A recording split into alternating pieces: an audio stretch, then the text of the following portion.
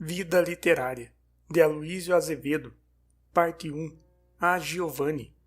Querido desconhecido, a tua carta é a primeira carta anônima que respondo, das muitíssimas que até hoje tenho recebido, e a razão disso está simplesmente no modo asseado por que me falas. Deitaste um pequenino dominó de seda, mas mo descalçastes as meias e não arregaçaste as mangas da camisa. Para dizer tudo, creio até que em ti percebi uma banda de luva amarrotada na mão esquerda. Entra, pois, assenta-te, toma um charuto e conversemos. Não precisas tirar a máscara.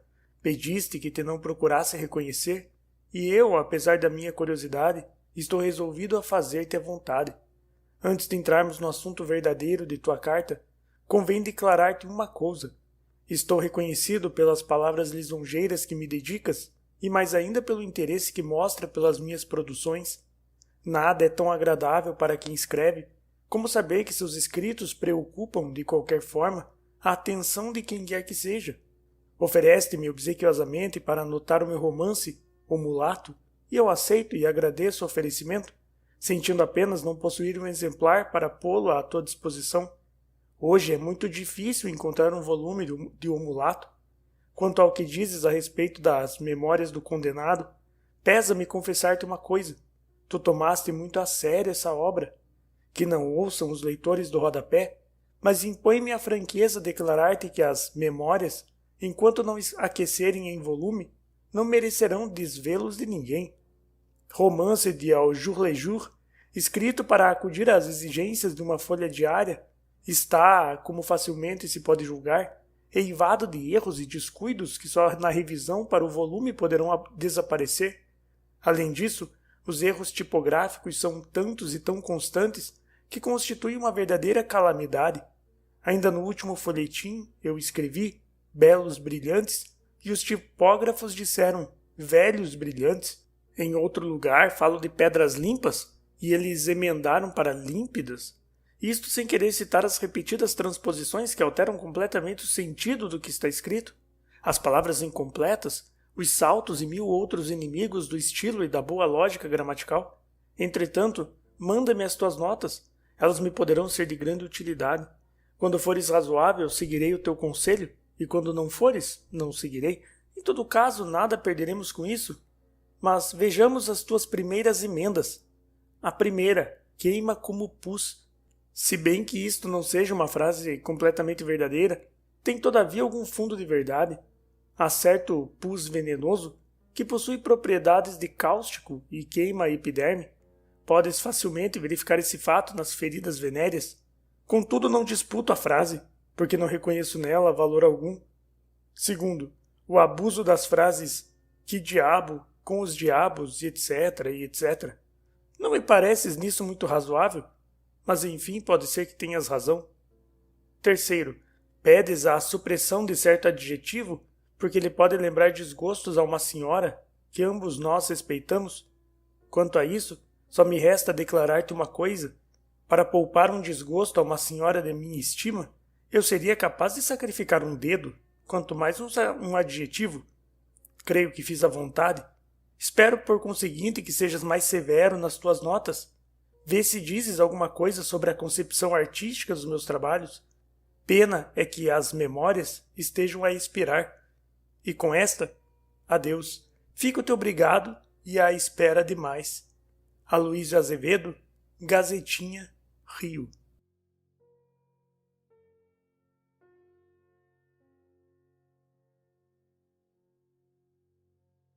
Vida Literária, de Aloísio Azevedo, Parte 2, Colaboração. Há uma coisa verdadeiramente horrorosa para todo desgraçado, em cujos dedos a triste sorte enfiou uma pena, ainda mesmo quando essa pena seja tão desatilada e tão romba como a minha, é a obrigação de concorrer com algum produto de sua lavra, sempre que os amigos se lembram de realizar qualquer empresa ou empreender qualquer negócio. Essa pequenina obrigação, que vista isoladamente não tem o mínimo valor, transforma-se todavia em um compromisso grave, em um martírio implacável, desde que ela representa a promessa de 20, 30, 100, 1000 artigos destinados aos fins mais diversos e mais desencontrados. E a graça é que não se pode a gente recusar a nenhum dos amigos, porque todos eles querem muito pouco. 2 palavrinhas, apenas 2 palavrinhas com o nosso nome por baixo. Ou então querem uma simples carta, uma simples notícia, um ligeiro pensamento, uma frase, um verso, uma palavra. Este deseja que lhe escrevamos um anúncio de gosto, com que ele possa chamar a atenção do público sobre os seus queijos ou sobre os seus chapéus de pelo. Aquele quer apenas que lhe façamos uma boa resposta a uma certa carta que lhe enviou certa e determinada pessoa. Estoutro não exige de nós senão uma página no seu álbum. Aquele outro contenta-se com um discurso que ele tem de pronunciar por ocasião do aniversário natalício de seu sócio. Aqui é uma reclamaçãozinha pela imprensa a respeito dos escândalos que se dão em tal rua.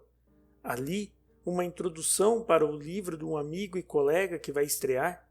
Mais adiante, um artiguinho para encher o número do jornal, que nesse dia está fraco. Hoje, a polianteia do Sr. Fulano. Amanhã, o número especial da Folha do Dr. Beltrano.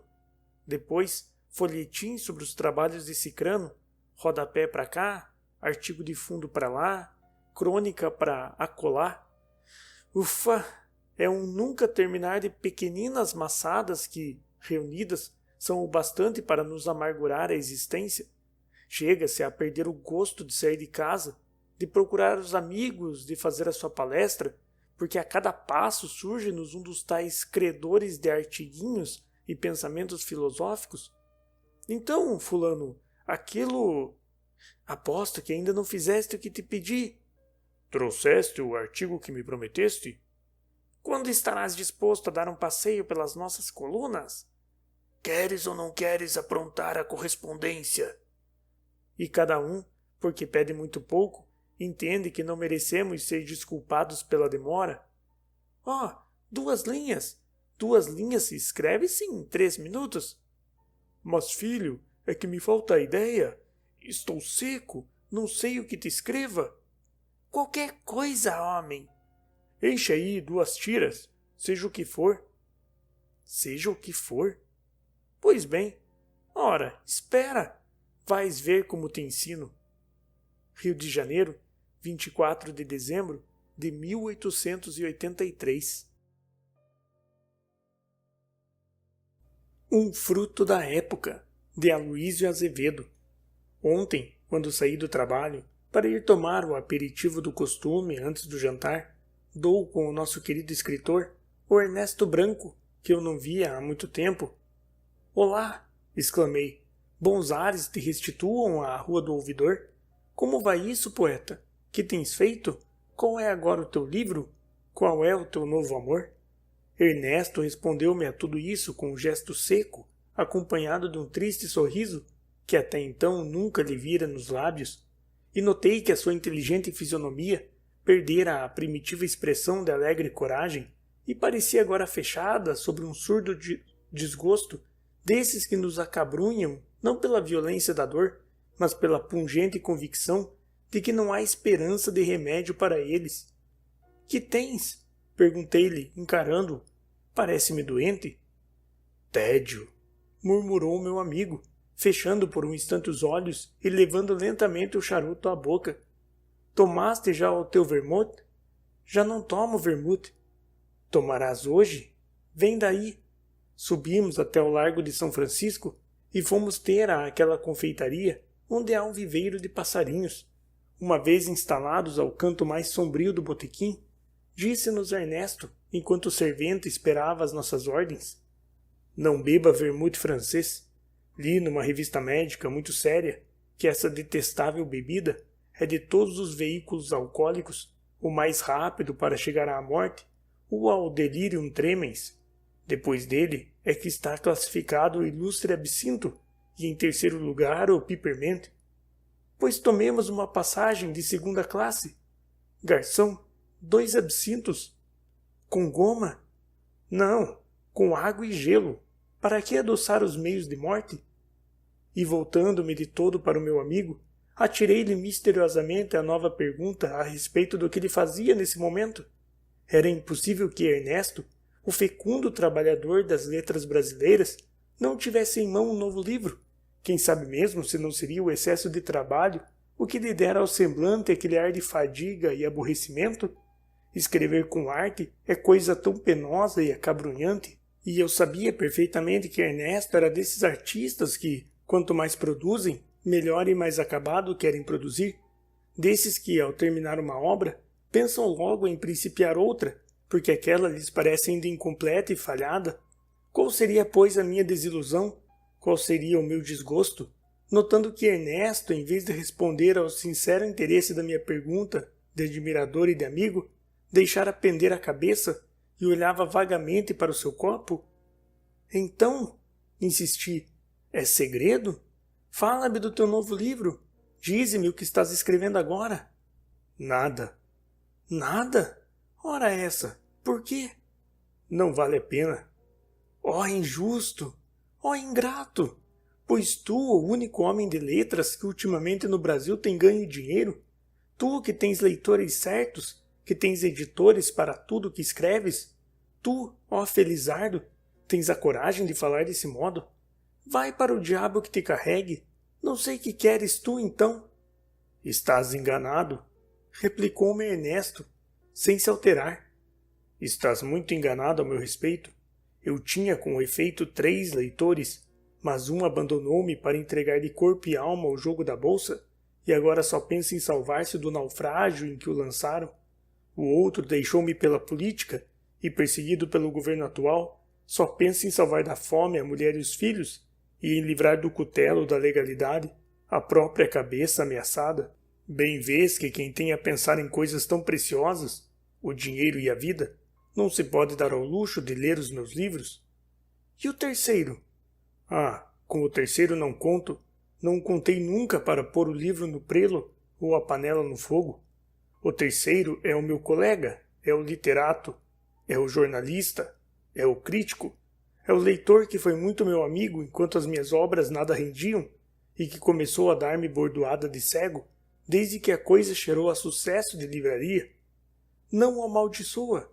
Devo-lhe talvez a mesma coragem triunfante com quem trabalhei durante de anos.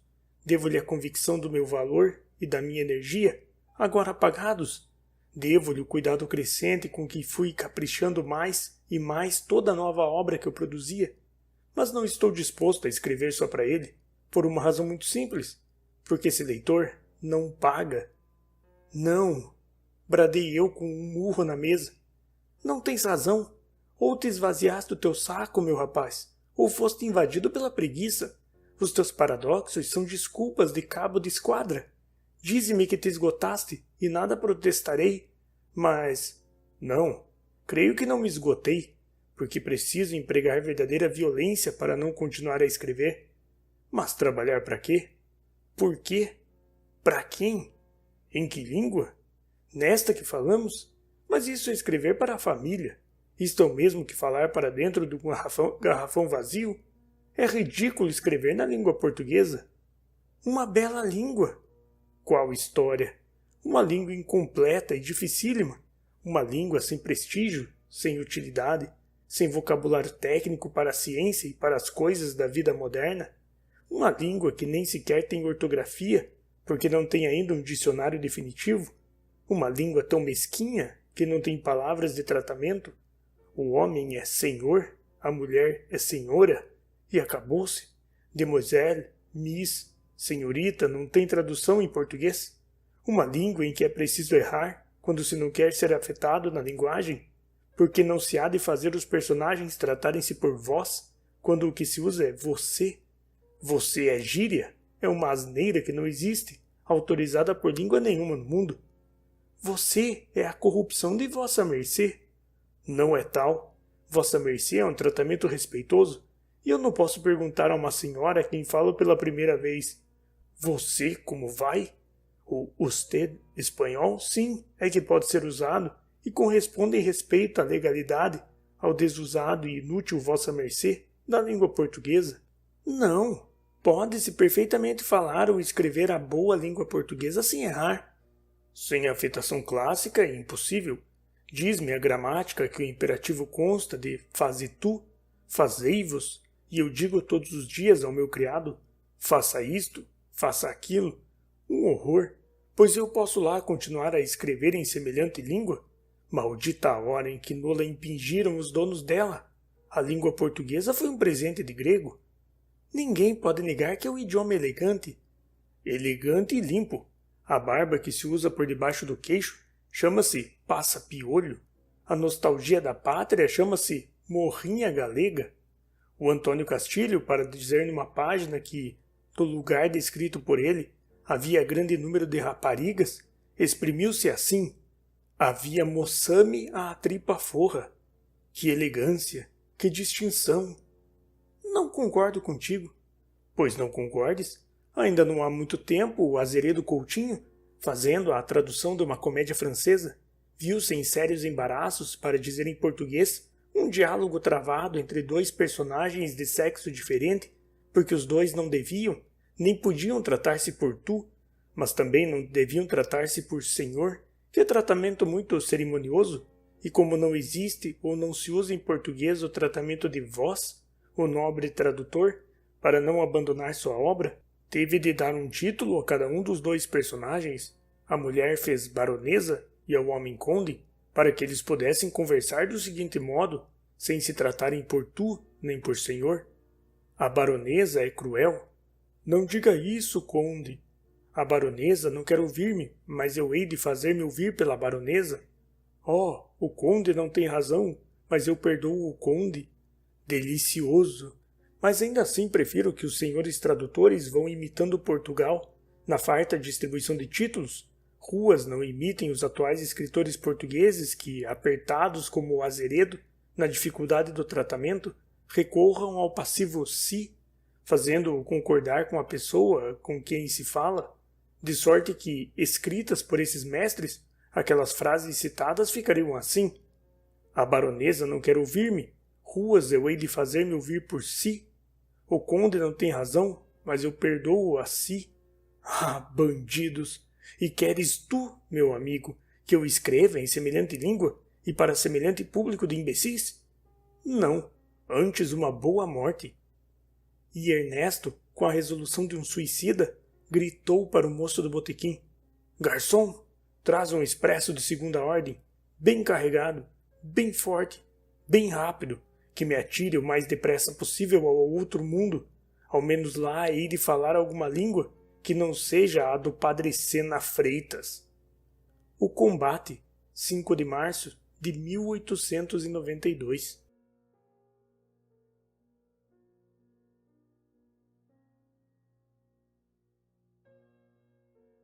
Contos de um Diletante, por Alexandre Gasparoni. Seja bem-vindo. O autor é um bom rapaz, simpático e honesto, inteligente e trabalhador, que, em vez de dar as suas horas de descanso à pândega ou à preguiça, entendeu de aproveitá-las escrevendo contos para diversas folhas e agora, depois de reuni-las em volume, oferece-os ao público. Como declara logo no prólogo, o Sr. Gasparoni não tem pretensões artísticas e não tem filiação literária. Faz contos como o Sr. Toné faz música e como o espirituoso escritor França Júnior fazia pintura, por gosto, para matar o tempo e divertir os amigos. Nada mais natural e mais de direito. Eu, porém, é que não vou com semelhante sistema. A arte é coisa muito séria e respeitável para ser cultivada assim, nas horas vagas, descansando de outros trabalhos. A vida inteira de um artista é muito pouco ainda para sua obra. Na arte, seja literatura, música, pintura ou estatuária, não há meios termos. Ou é arte ou não é arte. Se é arte, pertence ao público, pertence à nação, pertence ao mundo. Se não é arte, pertence ao dono ou dona da prenda e não deve sair de casa do autor. Deve ficar na sala de visitas, sobre os consolos, entre os bibelôs e os bordados da família. Se é arte, pertence à crítica que a julgará, sem nunca tirar nem pôr do seu merecimento. Forte, ela atravessará os séculos, marcando eternamente na história a época em que veio ao mundo. Fraca, morrerá logo ao nascer, desconhecida de todos e esquecida até pelo próprio autor. A arte é honesta e só se entrega a quem a ama mediante rigoroso casamento. não quer amantes passageiros, é egoísta e cruel. Não admite que o seu idólatra volva um só momento os olhos para outro ideal. Quer que ele se dê todo inteiro, todo de corpo, todo de alma. Quer beber-lhe a existência gota a gota, instante a instante, até deixá-lo totalmente vazio, seco, inutilizado para todas as outras aspirações da vida. O artista não vive, o artista trabalha. O artista não descansa, o artista pensa, deitado, passeando, comendo, enquanto as mãos deixaram o pincel ou o escopro ou a pena, o pensamento continua a executar a obra interrompida. Dormindo, ele trabalha ainda. Não é raro vê-lo levantar-se ao meio da noite, no meio do sono, e esquecido da mulher que tem ao lado na cama, ir como um sonâmbulo acender a vela e correr ao seu quadro, ou à sua estátua, ou ao seu poema, para modificar uma linha ou corrigir uma frase. A obra concebida nestas condições, o filho legítimo dessa união indissolúvel do artista com a sua arte, estremecida, não pede desculpas quando aparece, nem aparece ao público enquanto não se sente capaz de impor a sua passagem. A arte nunca deve pedir, deve sempre surgir de pé, armada e pronta, altiva, superior, e seguir tranquilamente o seu destino, sem olhar para trás, nem para os lados, nem para o chão. Como, por conseguinte, aceitar, no prólogo de um livro de contos, esta confissão do autor: sou apenas um diletante, o que quer dizer, não sou um artista, não sou um escritor? Mas valha-me Deus, se não é escritor, não escreva, se não é pintor, não pinte, se não é flautista, para que se mete a tocar flauta fora de casa, em concertos públicos? Isso faz-me lembrar certos quadros que às vezes se expõem por aí com esta declaração por baixo: o autor não aprendeu desenho. Como se fosse preciso semelhante declaração, quando o quadro aí está para não deixar dúvidas a esse respeito. E, no entanto, a declaração mais necessária não a faz o autor, explicando por que diabo é que ele pinta e expõe quadros, tendo consciência de que não está habilitado para isso. Mas o Sr. Gasparoni, apesar de pregar por debaixo do seu quadro um letreiro em que declara não passar de simples diletante e despretensioso e sem preocupação de escolas literárias, diz-nos também que, para escrever, se inspirou na encantadora simplicidade de linguagem desses três mestres da literatura francesa, Alphonse Daudet, Guy de Maupassant e Paul Bourget. E, caso para dizer, bem lembrado, unicamente convém notar que a chamada simplicidade desses três escritores parisienses, que nada tem de comum com as nossas letras, é resultado de muita arte, de muito esforço e de longos anos de trabalho e de estudo. Qualquer desses três artistas, para alcançar essa bela simplicidade sedutora de que fala o Sr. Gasparoni, deu em troca, durante uma vida de calceta, tudo o que de melhor possuíam, a sua força cerebral e a sua força física. Daudet está moribundo em consequência de esgotamento nervoso, e Maupassant está perdido e louco para sempre. De Bourget nada me consta, por enquanto, mas não dou muito pela integridade dos seus músculos e dos seus nervos. Tome cuidado, Sr. Gasparoni, e mude de mestres enquanto é tempo. Além de que não há necessidade de pedir esmolas à literatura francesa, tendo a quem recorrer na própria, e até aqui mesmo, em nossa querida pátria. Volva o Sr. Gasparoni às vistas para Machado de Assis, para Lúcio de Mendonça, para Raul Pompeia, para Arthur Azevedo e para os nossos outros bons narradores de contos, e me dirá se o engano. E é isso principalmente o que não perdoo ao estimável autor dos contos de um diletante, é a sua pretensão de ser discípulo daqueles três escritores franceses. Não perdoo, porque além de tudo não é verdade. O seu livro, onde figuram mulatinhas parafinas, das que gostam de ser beliscadas na festa da glória, e de primos jojocas, nenhum parentesco tem com a doentia, preciosa e amorfinada literatura parisiense. O seu livro é um netinho franzino dos nossos velhos e engraçados escritores, descendo do Pena, do Macedo, do França Júnior e um pouco também do diletantismo alegre e burguês de Ferreira de Araújo.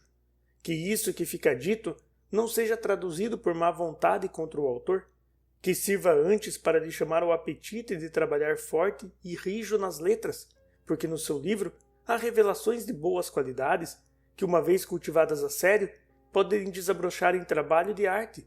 Será com maior prazer que um belo dia, falando de Alexandre Gasparoni, em vez de bom rapaz, tenha eu que dizer bom escritor? O comércio e a bolsa perderão um de seus agentes mais esperançosos, mas as letras pátrias rejubilarão de gozo. O combate, 12 de março de 1892. Do vendeiro ao poeta. 1. Meu Deus, como o Rio de Janeiro ainda está longe de ser uma cidade artística e principalmente um centro literário. Nas grandes capitais do velho mundo civilizado, a primeira camada social é formada pelos homens de espírito, pelos sábios, pelos homens de letras, pelos artistas de talento, pelos investidores e reformadores científicos, pelos exploradores notáveis. Depois seguem-se os políticos em evidência, os estadistas de pulso e os militares distintos pelo saber profissional, pela honra e pela coragem. Depois os grandes funcionários jurídicos, depois os homens da alta indústria, os que movem grandes massas de operários, depois os banqueiros milionários, depois os grandes agricultores, depois vêm os artistas auxiliares, os cortesãos de merecimento, os reprodutores dos quadros vitoriosos, os propagadores da ciência e das letras, os peritos executores da boa música, os cantores, os gravadores, os tipógrafos, os atores de gênero ligeiro, enfim, todo esse mundo de habilidosos que são incapazes de criar, mas que servem de veículo à grande obra dos artistas criadores, e afinal, em último plano, chega a vez dos mercadores, isto é, daqueles que por falta de talento para conceber e por falta de técnica para executar ou reproduzir qualquer trabalho científico ou artístico, limitam-se a servir de intermediários entre a ciência, a arte e a indústria e entre o público que o consome. Esta última camada social constitui o comércio em grosso e a retalho. Na Inglaterra, na Alemanha, na Itália e na Rússia, as portas da boa sociedade lhes são vedadas escrupulosamente. A França, depois que se democratizou, limita-se a empurrá-la para o fim da ordem social, e se lhe não fecha as portas da alta sociedade, faz pior, despreza-a, trata-a com desdém e até com repugnância. Em França, hoje essa classe só serve para fornecer sogros ricos e noivas com bom dote. É que a França vê no comerciante o homem que nada produz e mais lucra, o homem que vive exclusivamente para a ganância e para a especulação. E o negociante, com efeito, ao mesmo tempo que é um intermediário entre o produtor e o consumidor, é o feroz parasita do homem de ciência, do homem de letras, do artista e do inventor industrial. Estes quase sempre acabam pobres e o negociante acaba rico, rico e são, porque durante toda a sua vida de lucros nunca fez o menor esforço intelectual e por conseguinte nunca se gastou nervosamente. Em toda a extensa classe social, o negociante é o único que não trabalha. A sociedade dá-lhe o direito de viver sem produzir, comprando por 2 para vender por 2,5, mas o negociante abusa sempre desse direito, comprando por 2 e vendendo por 4, quando não vende por 6 ou por 8. A consciência do comércio é muito elástica quando se trata de negócios, porque faz parte dos principais requisitos do seu ofício enganar o comprador. E tanto assim é que eles inventaram para uso prático provérbios da ordem filosófica deste: amigos, negócios à parte. Efetivamente, entre os negociantes, não se respeita a amizade, nem se observam certos deveres de consciência quando se trata de vender.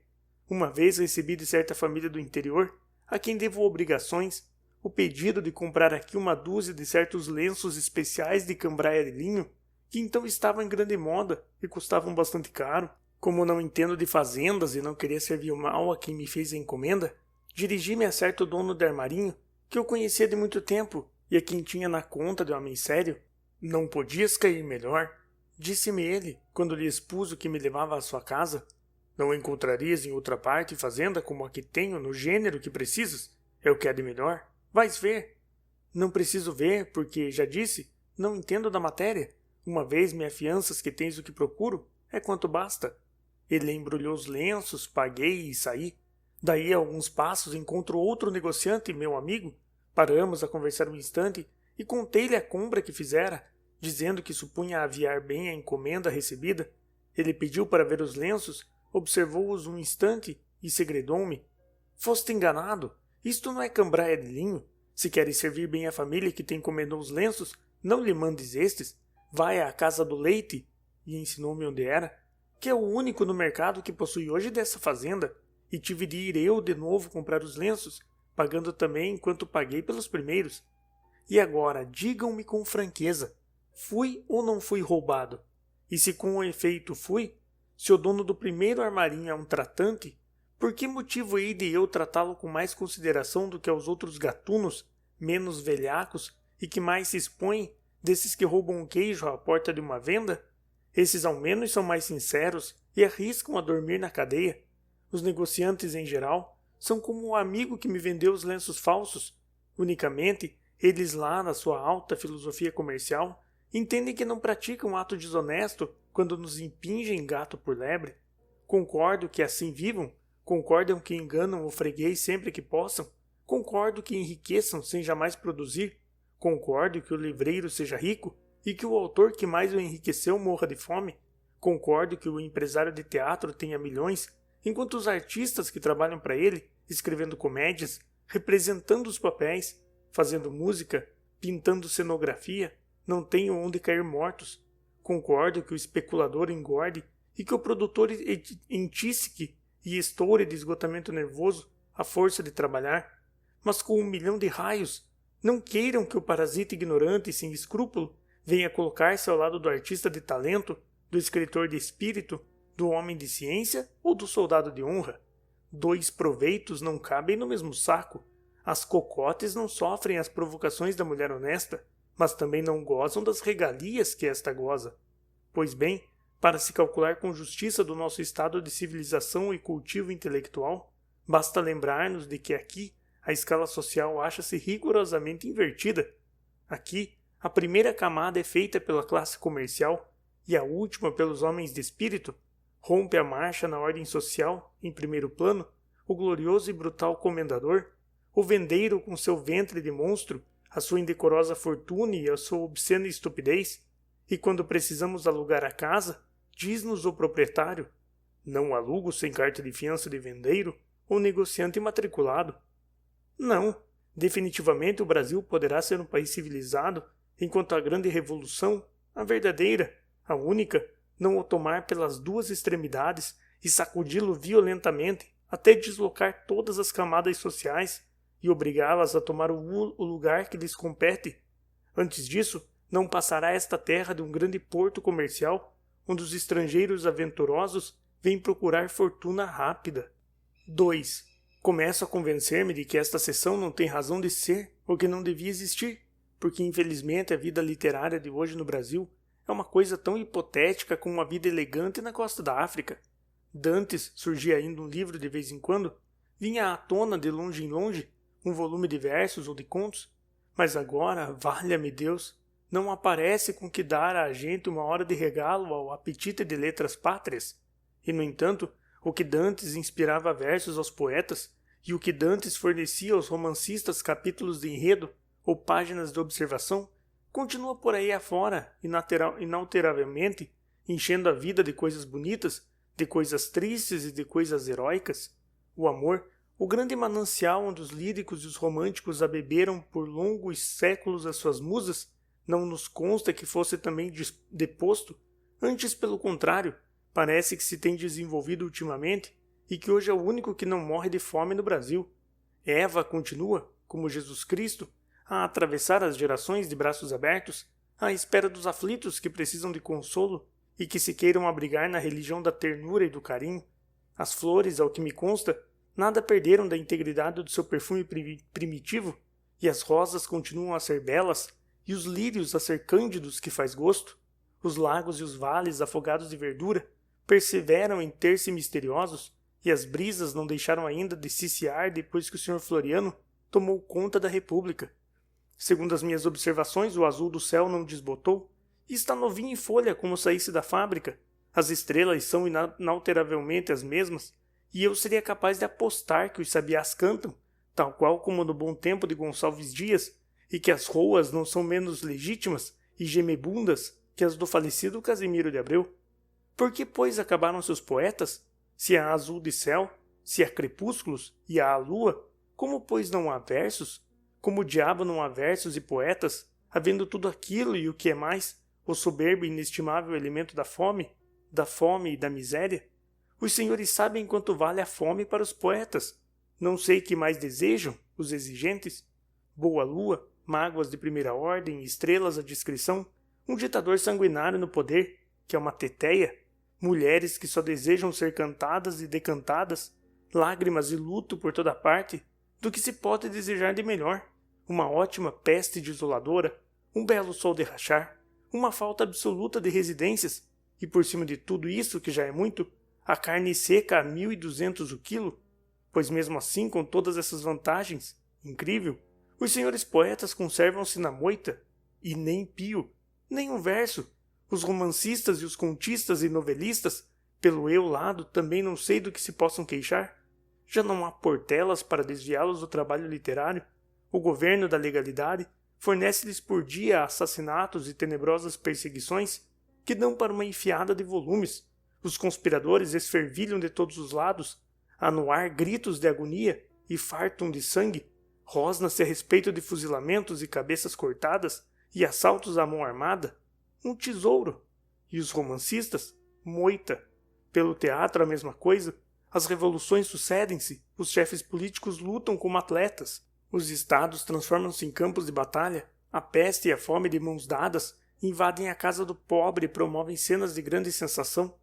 E, no entanto, não aparece um dramazinho, uma tragédia, e nem sequer uma comédia em um ato, apesar de que o elemento cômico não abunda menos que o dramático, se dermos crédito ao vizinho da vida fluminense, que conhece muita gente engraçada e capaz de provocar as maiores pilhérias e as mais largas gargalhadas.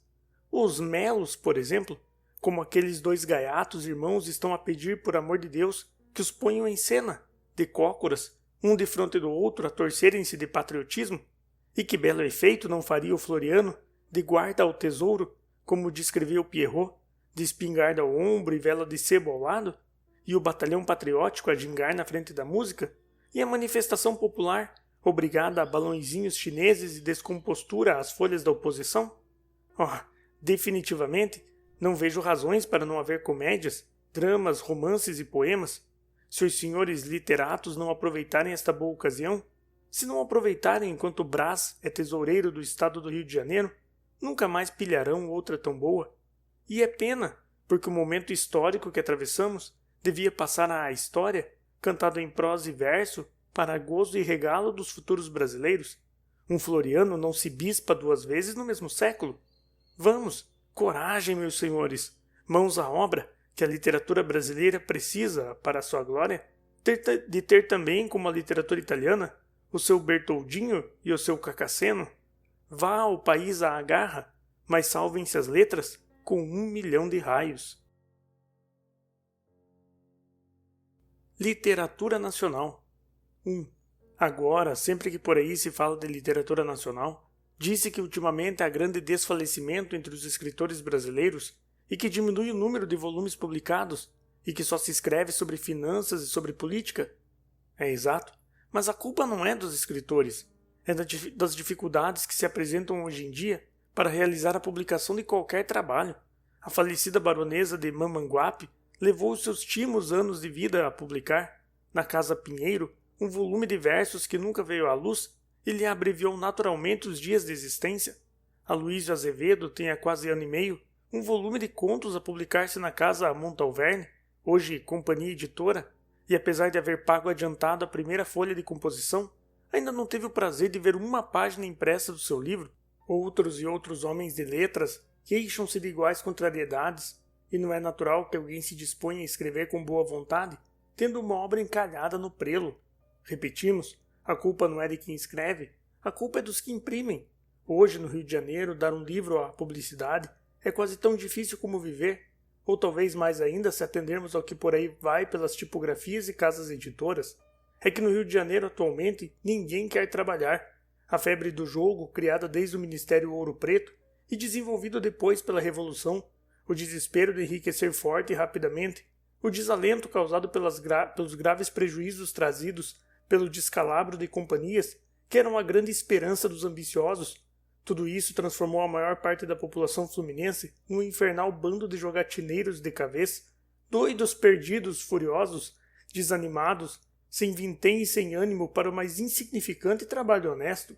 Vai-se a uma tipografia para imprimir uma obra, aparece-nos o dono da casa, triste, desorientado, pensando nas suas tantas mil ações sem valor, e ouve-nos distraidamente, sem conseguir ligar importância ao trabalho que lhe encomendamos, e quando lá voltamos o homem já nem se lembra do que lhe dissemos a primeira vez, mas apesar de tudo, a encomenda fica feita por um preço paradoxal, e tornamos lá para ver as provas. Ai, que triste espetáculo nos espera! Cada tipógrafo é também uma vítima da bolsa. Cada tipógrafo tem em casa, inúteis como um baralho de bilhetes brancos de loteria, uma infinidade de títulos de companhias arrebentadas, e macambúzio, dedos enterrados no cabelo, cotovelos fincados na caixa de composição. Cada desgraçado desses olha sonambulamente para os tipos empastelados, mortos, emudecidos e cobertos de pó, e não encontra em si coragem para compor um parquê. Compor, trabalhar. Para quê? Para receber uma soldada que, com os preços atuais do pão, mal chega para não morrer de fome? Ganhar 5.000 por dia, quando se não rebentasse tal companhia, ou banco tal, deveríamos empolgar 300 ou 400 contos? Não, definitivamente não há valor de homem capaz de ir até lá. E o tipógrafo, convencido de que não vale a pena trabalhar tão resignadamente para ganhar tão pouco, faz como a maior parte dos operários. Toma o chapéu, despede-se da casa em que está empregado e sai de cabeça baixa e o coração encharcado de desalento. Vai pedir dinheiro emprestado a um amigo ou empenhar alguma joiazinha da mulher para correr à roleta, que nada mais é do que a caricatura da bolsa. A roleta, a última esperança de lucro rápido. A roleta, donde o infeliz nunca mais voltará ao trabalho e à dignidade da vida, porque a engrenagem daquela máquina infernal jamais largou a presa que lhe caiu nos dentes. E diz o dono da tipografia, quando o autor vai à 20ª vez pelas provas do seu pobre livro: vê, meu caro senhor, estou sem gente, os operários foram-se todos, estou disposto a pagar o duplo do que pagava dantes, mas ninguém aparece, e se isto continua assim, fecho a porta. E a verdade inteira é que este dono da tipografia está morrendo por fazer como fez o tipógrafo, correr à roleta, correr à tavolagem, e lá, em volta dos malditos 38 números, de 0 a 36, ou a música implacável do Trente et Quarante, irá ele encontrar como em uma praia de desilusão todos esses náufragos da megalomania arrojadas à casa do jogo pelas ondas do oceano da bolsa. Todos lá vão ter, desde o assombro titular até o magro poeta, que interrompeu os estudos para meter-se no encilhamento. Banqueiros, doutores, funcionários públicos, artistas, caixeiros, todos. Triste e desconsoladora romaria que só tem uma fé, ganhar, só tem uma esperança, levar a banca à glória. Todos e tudo lá vão ter à praia da tavolagem. Sim, meus senhores, aqueles belos carros, aqueles cavalos de raça, aqueles diamantes, tudo isso rolará para sempre na areia, e com os tipos da composição e com as páginas, os poetas e prosadores. 2. Ontem encontrei de novo meu querido romancista Ernesto Branco. Vinha ainda com um ar enfastiado, e ao ver-me foi logo me passando o braço pela cintura e levando-me para a confeitaria dos pássaros. Estou furioso contigo, disse-me ele, quando nos assentamos e depois que o garçom se afastou para ir buscar uma garrafa de cerveja. Furioso? Mas o que se pode chamar furioso? Por quê? Por causa do tal artigo de ontem, li a tua detestável vida literária. Aquilo não se faz, é uma infâmia. Mas o que fiz eu? Fizeste pilhéria com as letras. Ora não. Não admito que se brinque com a coisa mais séria que é do mundo.